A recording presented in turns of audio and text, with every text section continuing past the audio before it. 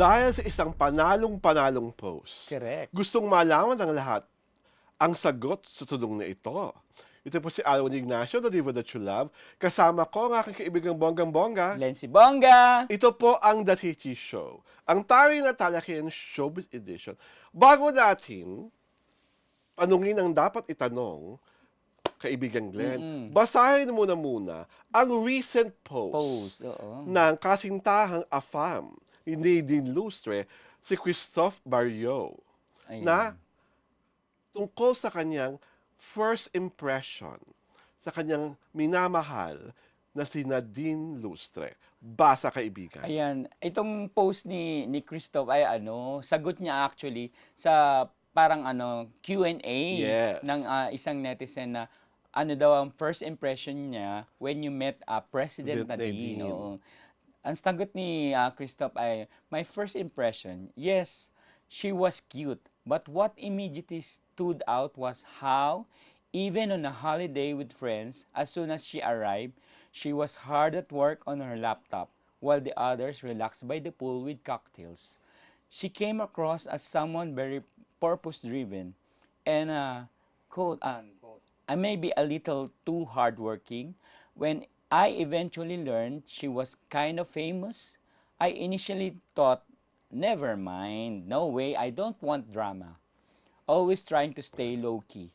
But after talking to her one-on-one, I realized we had a lot in common and she was surprisingly down to earth. Oh! Yun ang keyword dun eh. Down to earth. Oo. So, dahil dyan, dahil talagang kitang-kita nyo naman kung gaano hinahangaan Mm-mm. at kung gaano katindi ang pagtangi ni Christoph sa kanyang kasintahang si Nadine Lustre. Ang tanong ng bayan, papakasalan na ba ni Christoph si Nadine Lustre? Ano katingin mo, kaibigan Glenn?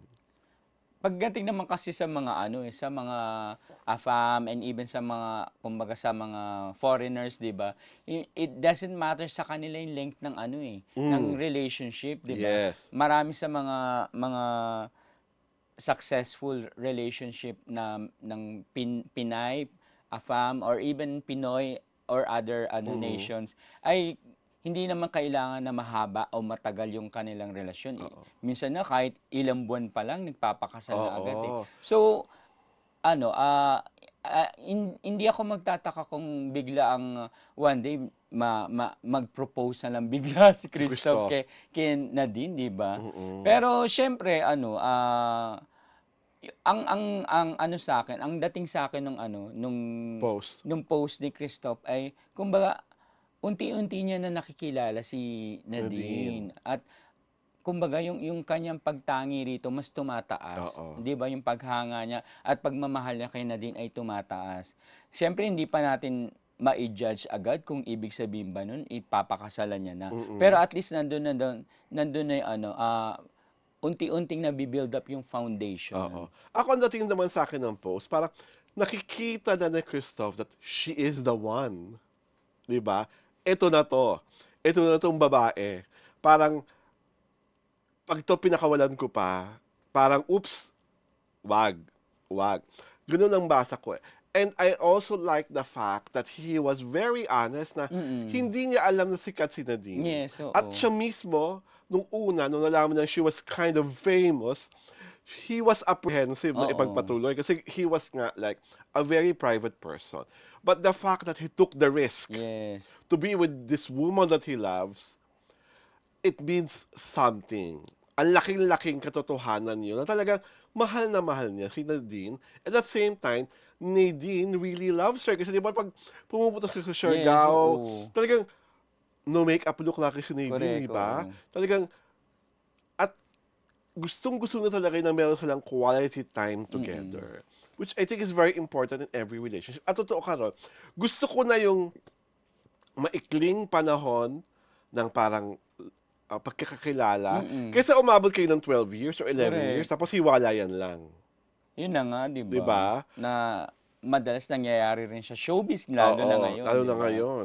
Kaya ito, kung halimbawang bigla tayong ma-surprise isang araw na ikakasal na sila,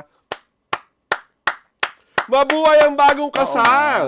Ano na lang, let's all be happy para kay Nadine at saka Yes, kay Christoph. 'di Kung ba? sakaling patungo nga doon sa direksyon ng At sana naman do'n pagpapakasal. patungo, Oo, eh 'di siyempre ba? yun ang wish naman natin Oo, dahil tsaka parang what's the point of investing time oo, and, romance to a correct, given person kung hindi rin naman uuwi sa pangyayaring iyon. correct. Lalo na I don't think Nadine is getting any younger. Not that's Mm, because we're pressuring her, 'di ba? But I think mm, what we mean is she is at the right age already to decide on her own if she wants to see this relationship na pupunta sa altar or mm. more time pa rin to be together. At saka ano, kahit namang sakaling magpakasal na si Nadine kay Christoph, nakikita ko pa rin na magpapatuloy yung Yes. career ni Nadine kasi magaling siyang artista, eh, Oo. 'di Saka, ba? kasi nga, yun nga, advantage rin ng pag ang jowa mo, foreigner, malawak ang pag-iisip nila Oo sa nga, mga bagay-bagay na ganyan.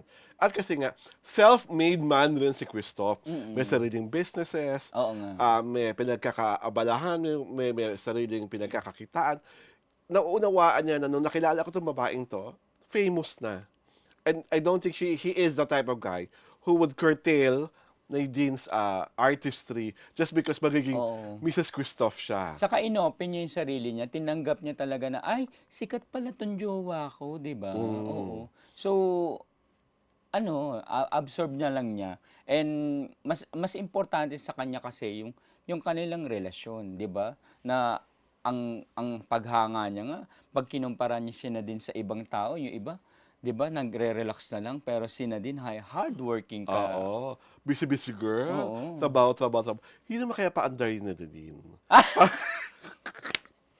Hindi Parang naman, mapapansin siya nung Diyos ko AFAB. naman. Di ba? Eme lang. Nagtatanong nga eh. Di ba? Parang gusto ko na gawing gimmick yung next time. Nasa pulo ko, may hawak akong laptop. Hindi, feeling ko naman, nakikita ko naman talaga na si Nadine ay very hardworking talaga. Totoo Oo. naman. And she's like one of the sweetest people. Yes, No? oo. Wala siyang, wala siyang parang, hindi mo isipin talagang naging lustre siya. Di ba? Kahit na nagka-issue sa kanya noon, 'di Oo, ba? 'di ba? Eh, alam naman natin, wala namang artista pong ligtas sa issue. Mm, Lalo na nga for someone like her who's trying to assert her independence correct, and assert her artistry. correct. So, dumaan lang po si Nadine ngayon. Ang maganda naman doon, naayos ang mga dapat maayos, 'di ba? At Mm. meron pa siyang pelikula everyone is excited about. Oo nga, 'Di ba, sa paparating na film fest, ang Uninvited, kung kasama saan si kasama niya si Ate V, Vilma Santos Recto, at si Aga Mula, and with a cast of thousands. Cast of mm. thousands na talagang puro bigatin ang kanilang mga kasama kada sabing pelikula. Ang tanong ko, kaibigan, ito ba talagang pagmamahalang Christoph and Nadine, sa tingin mo forever na? Ang hirap sabihing oo, pero siyempre yun ang wini-wish natin na lahat naman tayo gusto 'pag nagmamahalan ng tao, eh, maging masaya. Mhm. Kaya isipin na natin na forever may mga naniniwalang ano, 'di ba, may forever pero Mhm. meron pa Hindi ka ring naman naniniwala sa forever? Yung totoo. makakahanap din tayo ng ating forever, dadating din yan at So ang dadating. tanong, ang forever mo ba, tingin mo, kaibigan Glenn? AFAM o Pinoy? Kahit ano, Ay! pero ano, mas gusto ko pa rin Pinoy. Ah. Paano kung may AFAM Le na magparamdam? ha? May AFAM na magparamdam. Okey lang naman. Ay, parang may juicy. Ha? Ako wala naman kasi akong ano, eh, hindi ano sa'kin yung, race, ganyan, Oo. o ano. Ang importante sa'kin yung pagmamahal talaga kung Ah. ano, kung binibigay sa'yo yung worth mo, ay worth Ayan na. mo, 'di ba? Iba pala nagagawa talaga ng 10K subscribers at onwards sa silver Oo, button. tumatalino. Ang daming reveal si Glenn. Diba? Hindi ko talaga masabi. Ako gusto ko rin ng AFAM. O ikaw ba? Ano ba mas gusto mo, AFAM o ano, Ako, Pinoy? pareho tayo. Whoever is given to us by the Mm, universe, correct. thank you. Kasi dumaan na rin naman tayo sa mga Oo nga, relasyon na naging subok na matibay at subok na matatag. Dumaan na rin naman tayo sa mga relasyon na hindi tumatag, mm, nawala, gano'n. Pero there is always, I correct, always believe that there is one person for everyone. mm. Kung kailan kayo magkakatagpo, only the universe Tama, can say. Hindi ba naman? O dahil parang romansang-romansa na ang pinag-uusapan ni Glenn, namin ni Glenn, inaanyayahan na lang po namin kayo mag-subscribe sa aming YouTube channel na Jolly Torada. At syempre pa, sundan niyo po ang aming shows, aming Facebook pagina para hindi kayo may iskupan. Ang The Chrissy Show po ay pinapalabas tuwing Sabado at Linggo, alas 4 ng hapon. O alam nyo na ang motto natin, di ba? Correct. Onwards to the silver button. nga. Ito po si Alwin Ignacio, the Diva that you love. Kasama ko ang aking kaibigang bonggang-bongga. Na naka-pink. Yes! Glenn si Bongga. Ito po ang The TT Show, ang tayo na talakayan Showbiz Edition. Happy Sabado Happy po! Saturday po. We love you, everyone! Thank you. Maraming salamat sa 10K. Love you all.